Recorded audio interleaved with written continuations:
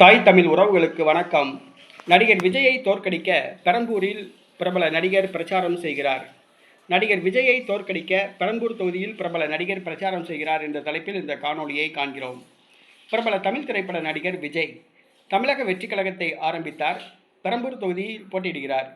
2 தொகுதிகளில் மொத்தம் போட்டியிடுகிறார். அதில் பெரம்பூர் தொகுதி சென்னையில் உள்ளது. அந்த தொகுதியில் அவர் போட்டியிடுகிறார். பெரம்பூர் தொகுதியில் அவரை தோற்கடிக்க இன்றைய தினம் பிரபல தமிழ் திரைப்பட நடிகர் பிரச்சாரம் செய்கிறார். அவருடைய பிரச்சாரம் திமுகவுக்கு கை கொடுக்குமா என்பது தெரியவில்லை.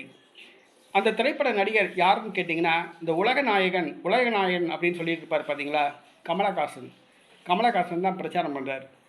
இவர் இலவசமாக திமுகவுக்கு பிரச்சாரம் பண்ணுறாப்புல. கடந்த பாராளுமன்ற தேர்தல், சட்டசபை தேர்தல் 2லையுமே சீட்டு வாங்காமல் ஒரே ஒரு ராஜ்யசபா எம்பி மட்டும் வாங்கிட்டு இப்போ ஊராக போய் திமுக கிட்ட பெட்டி வாங்கிட்டு ஊராக போய் திமுகவுக்கு இலவசமாக பிரச்சாரம் பண்ணுறார்.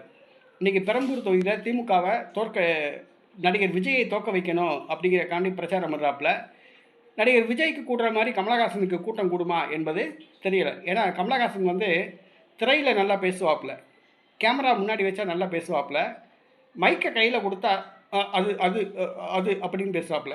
மைக்கை கையில் கொடுத்தா அவருக்கு பேச்சு வராது. இவர் நடித்த படங்களை பெண்கள் குடும்பத்தோடு உட்காந்து பார்க்க முடியாது. அந்த அளவுக்கு வல்கராக இருக்கும்.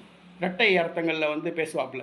ஆக இந்த கமலஹாசன் இன்றைக்கி விஜயை தோற்கடிப்பதற்காக பெரம்பூர் தொகுதியில் பிரச்சாரம் பண்ணுறாரு. கமலஹாசனை பிரச்சாரம் பண்ண வைக்கிறனால திமுக வேட்பாளர் வெற்றி பெறுகிறாரா, விஜய் தோற்கிறாரா என்பது பார்ப்போம். கமலஹாசன் பேச்சை எத்தனை பேர் கேட்குறதுக்கு கூட்டம் திரள்றாங்க என்பதையும் பார்ப்போம்.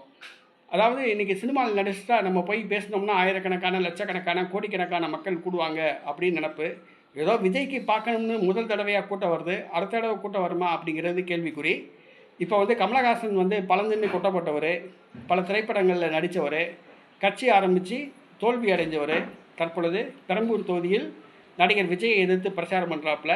அவருடைய பிரச்சாரம் திமுகவுக்கு கை கொடுக்குமா, விஜய் தோல்விக்கு வழிவகுக்குமா என்பதை பொறுத்திருந்து பார்ப்போம்.